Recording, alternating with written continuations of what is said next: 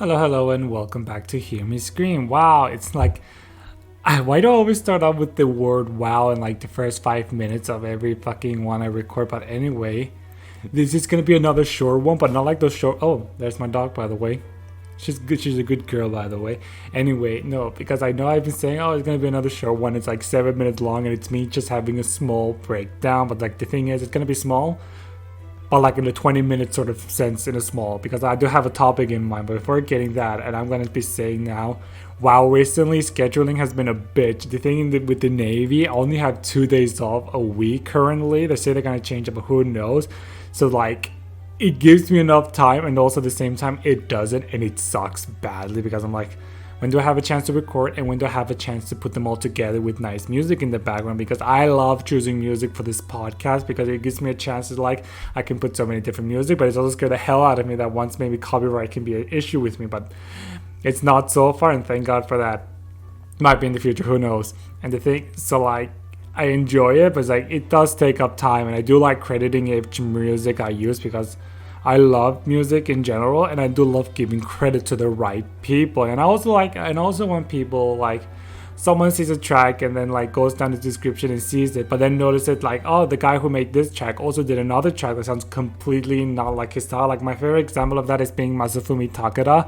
He did like the entirety of the Danganronpa soundtrack, and he also did tracks for Kid Icarus Uprising, and I'm like, I cannot tell which is which, but it's amazing. The same thing with Modoi Sakuraba. Like, literally just hear his work in Kingdom Hearts Uprising and you're like, which is done by who? And they're the same. It's amazing. Anyway, speaking of video game music, a soundtrack of a game I played recently that blew my mind was a Hat in Time. In general, Hat in Time was just an amazing game. And I'll start by saying my negatives with the game, because like, and the biggest one at all is the fact that the port for the Switch is really badly optimized. Like, holy crap, the game file size is 16 gigabyte. That's insane. It doesn't help that the game looks quite pixelated at a point, and the fact that every time I load the game, it just sometimes crashes. It never crashed during gameplay, but only in the loading screen, so that's something. It's like, it's such a shame because A Hat in Time is such a good game. Like, despite the really bad loading time and sometimes the frame rate stutters the hell, it never ruined the flow of the game, and it was still really fun. And also with the Hat in Time, I remember hearing this game like when I was only 11 years old, so like 70 years later, and I finally get to play it. It's like, that's something I never knew it will happen. And it's like, it's so weird because like you can see like the game was in development for long. It also was in crowdfunding as well, like Kickstarter, and it was really successful, so that's good to hear. But like, I remember looking at some beta stuff. I remember hearing this game from Kaiji Gumpa, and then I watched like the episode that shows like the different color aspect, which was pretty cool. And they show the character of Moon Chumper, which I like. I really loved the design as a kid. It really struck with me. Not like in holy crap, it's terrifying, but it's like the way he moves and stuff is like, it's really cool. So finding out he was fucking cut in the game made me sad, but like, the Snatcher was such a good character that I honestly do not care. Anyway, the first part of the game being Mafia Town, it's a really good introduction area, but like the first couple of hours of Hat in Time was really weird for me because like, it took a while to get used to the controls and stuff, and it doesn't help that the game was poorly optimized. Like, that, the fact that it's poorly optimized made me really sad because it really affected the beginning part of the game. But once I got used to it and went to the second chapter, everything was just so much fucking better. And that really is the only negative I have with the game, is the fact that like, it's really poorly optimized for the Switch. So like, if you want to play Hat in Time, I recommend getting the PC version. But like, if you have no time or you do not have a PC, I do recommend getting the Switch version. I think there's the PS4 and Xbox as well, but those versions do not have the DLC. So there's that, which I'm pretty sure the creator said they're gonna add it to the PS4, like the DLC for the other consoles, but they haven't yet, so there is that. But like, I'm not getting into that. Anyway, we're gonna start with the first chapter, Mafia Town. It's like weird instant introduction time. Honestly, it felt weird. Like the second chapter, I think it's like the barrel battle thing. It's so weird because like, you start off in a small area, and the area itself is quite big, but the level doesn't really encourage us going around it. It's weird, and it's like, there is like time bursts that's scattered around the area that like makes you explore to find them, so that's good.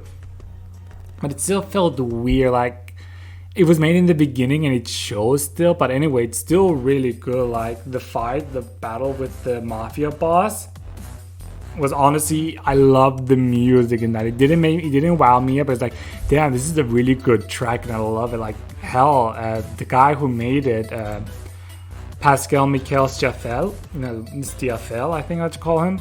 He's a really good composer, and the fact that he's like his first game, I think, is like really fucking good.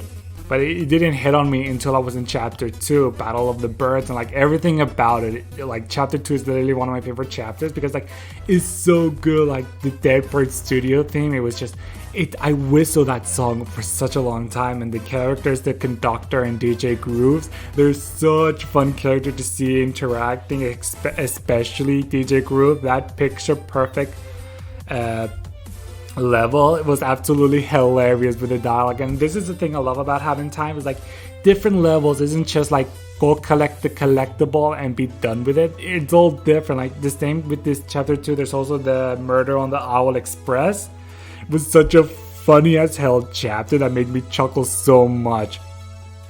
And it's like, honestly, chapter 2 is one of the best chapters in the game, and the fight for the chapter, the awards ceremony, it's cool. You can tell that it's a setup, and once you get the phone call and go back to the first level, and then you go through the area at night, and it's like there's more underneath everything. It's so cool. And the fact that you can choose who's the winner, like essentially who's the dick, and then you get to fight them in the music, the battle for Award 42, it's like such an amazing track that everything that once I hear it, I'm like, this is a really, really good game with amazing soundtrack. It just sucked that it's poorly optimized. Train Rush was also a really fun level, but darn it, the switch port was so bad, by the way. It's like, I was jumping and then the frame absolutely dies, and it's like, it's like such a shame. It's really good, but like, damn it, the switch port is poorly optimized, like, honestly. And some levels are definitely hit and miss, like the Golden Vault for the first chapter is like, if you know where the papers are, that's like such a short chapter. Like, it does encourages you to go around the area, but it's like I know it's there, so why should I explore? And another thing I don't like sometimes during the platforming, there's like this extremely thin line that you need to jump precisely on, and if you don't, you just fall down. It's the same thing with Super Mario Sunshine. In my opinion, if you're gonna have like lines jumping in video game, you need a dedicated button just to make sure you land on it. Like in Slide Cooper, it's like you're supposed to jump on it and then you didn't. Why? Anyway, a Hat Kid, what do you call her in the game? Hat Kid. Yeah, Hat Kid, such a hilarious protagonist, and I love her. The diary entries you can read sometimes, it's all absolutely hilarious. Anyway, and then chapter 3, Subcon Forest, was another really good level, not gonna lie, it's amazing. I like the contracting. The Snatcher in general is such a fun character just to hear speak. His voice actor, you can tell that he had such a balls voicing him. But like, most of it was quite good. I did like the Toilet of Doom, that was a fun battle, but quite short. And then the Queen Vanessa Manor, let me tell you, I am so dumb at points that I don't know if something's supposed to be scary that gets me or not. And what I'm trying to say is that the fear of unknown, like once you go into Queen Vanessa Manor, you're like, who the hell is she? And then she starts running after you. I feel like that's supposed to make you scared, but when I played through the game for the first time, when I started, I'm like, what the hell is she? And then she runs towards you and the game goes all dark and loud music, and I'm like, who the hell is she? I don't understand. And then I died, and I'm like, oh, okay. So I went through the area normally, and it's like, it's supposed to be scary, but then it really never got to me. And I think it's trying to make the fear of the unknown thing. Like, there is diary entries scattered around, but the thing is, with the fear of the unknown, for me, I am so dumb that I cannot even think about it. So like, I'd rather you show me how scary she is, or who the hell was she? Like, I know she's supposed to be the princess of, like, the lost princess of, he was the girlfriend of the Snatcher, but something happened. It's not dumb, but it's like, it's not impressive, but like,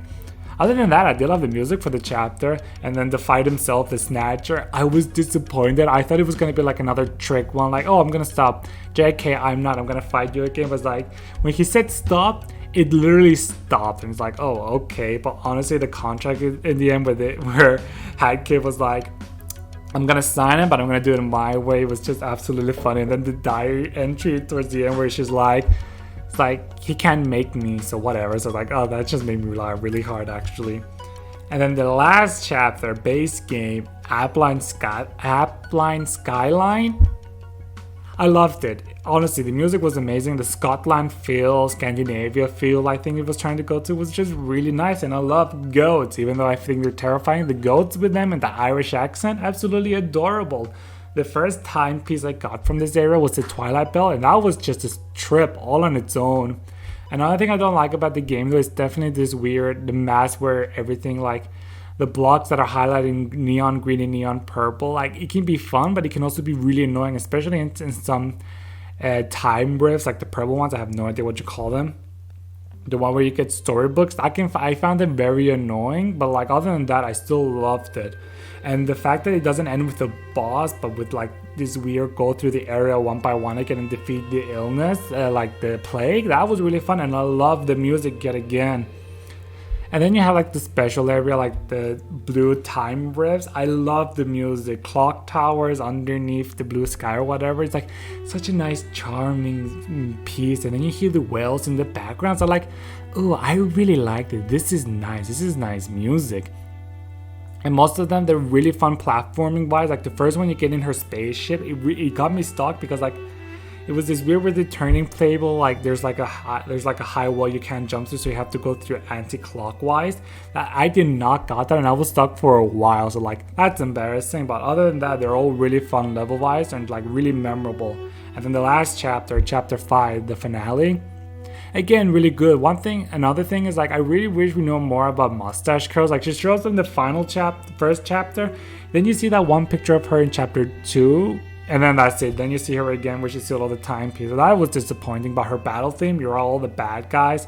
Honestly, such a banger of a song. And I like towards the end, everyone helps you out. And then in the end, they commit suicide essentially just to stop her. That's like, it makes me shed a tear and laugh at the same time. Like the writing in this game is absolutely excellent. Especially the Mafias, they're just so fun to listen to. It's so good. The level itself, the platform before it, I find it quite nuisance, but like that was just me being really impatient. I just wanted to go through it, but like the final boss really made it worth it. And that's all for the base game. Now there's like 2 DLC for it. The first one being Seal the Deal. Really, absolutely love the pun. Not gonna lie, it's amazing. And I did like the whole cruise aspect, but it's like only 3 levels long. The first one was okay. Second one was kind of annoying because like it's time-based one, and I don't like being rushed into stuff. And then the third one was kind of the same as well. Like you need to do it in time, but like the seals with their uwu language, like yep, absolutely adorably funny. And then you have characters like the conductor bringing his grandchildren. That's just like, I never thought he had a daughter in the first, like children in the first place, but they had children themselves. Like, that's a mental image that makes me smile every time I'm sad. The guy himself, I completely forgot the captain's name. Like, yeah, he was okay, I guess. Not that memorable in my opinion, but like it was still good. I liked it. And then another part of the DLC is Death Wish mode, which I have not done yet. It's quite hard, as the name implies, so I never really went to it yet. I want to do it, but like I said, it's hard. Give me some break, okay?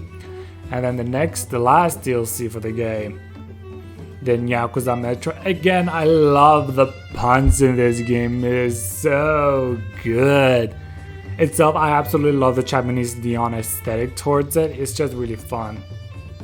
The whole area itself is really fun. I love the level design with the cat metros and all that. It's just like a really good time, especially the music. God, like for the first DLC, I did not remember a single track. I think Death Wish mode has some tracks I have not listened to, but I will get to that. But I haven't, but I did listen to Yakuza soundtrack, the one introduced to it, and it's really, really good. And the character, the Empress, like I think that's just what you call her. I really like the character, but I was really disappointed towards the final part where it was like a rush hour. That's the track's name, by the way, where you have to run away from her goons and stuff.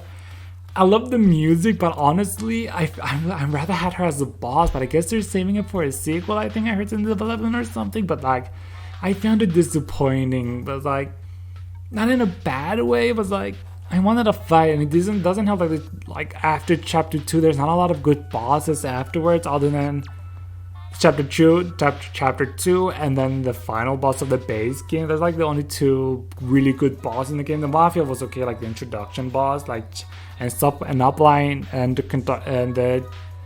the Snatcher boss itself is fun, but like it is really short. And then chapter 4 doesn't even have a boss. So like I wanted another really good fight, but other than that, it's still a really good DLC. And then and there's so much customization in the game, and the fact that you can change some of the music, like there's some remixes, like Welcome to the Mafia Town remix by Qumu. I love that one. It doesn't, and I remember this, I heard it the first time in that Dark Souls 2 video I made a commentary act. So once I heard it in the game, and I'm like, oh, so there's where he got this soundtrack from. That made me like, oh. Anyway, and the scooting through, like when you use the scooter and sometimes the music changes. I think it happens twice in Mafia Town and then in the clock tower beneath the seas. Like it makes a nice soft sound, and it just makes it into this weird, it's so good, and that's what I will describe the game. It's such a really good 3D platformer. Just buy the PC version, or maybe the PS4 and Xbox ones are better. Like the Switch version is like, if you want portability and you don't care about graphics, sure, go for it, but it doesn't have that. It's still a really badly optimized game, and I hate saying that because like this game could be a perfect like 10 out of 10 for me. And I was thinking of making another top 10 video game podcast for 2020 because I'm surprisingly playing really good games despite being in the Navy. But honestly, it will barely crack top 5 just thanks to all the little issues with the fact that it's a poorly optimized game. Load time taking forever, crashing the start screen, and the weird visual aspects as well. Doesn't ruin the game, obviously. I still had a really good time, but still, it was disappointing. And it's such a shame that some games are held behind just because the optimization wasn't the best. It's like, I won't say that it was rushed, but like it definitely felt rushed. Like I know the developers say that we're never planning on making a Switch version, but that wasn't in it. That doesn't mean they should have been lazy with it. Anyway, I think that's all there is to say about A Hat in Time. I love the game, no doubt about it, but the fact that it was poorly optimized, like I'm gonna say that again and again, was like, it's poorly optimized. Also, the game has multiplayer that I want to try one day, but like I have no friends, and I don't think it's online. It's local, I think. No way, there's like an online party that's not on the Switch version for some reason. I was like, does that scream laziness? No, it doesn't. But like, kind of not lying. The fact that Super Mario Odyssey has less less storage than it had in time, like, I'm not saying much, but like still. Would I recommend Hat in Time? Obviously, it's an amazing experience, but buy the PC. No, and it doesn't have the PS4, and Xbox doesn't have the DLC either. Anyway, I liked Hat in Time. I apologize for the fact that it was just being short. Just scheduling has been a real bitch. And hopefully next week one will be so much better. If not, I'll just bring along my BD Brazy again because like I can't do this by myself. I realized I suck at this. No, I don't suck. I'm pretty great. Yeah, I do have a full ego, by the way. Anyway, bye.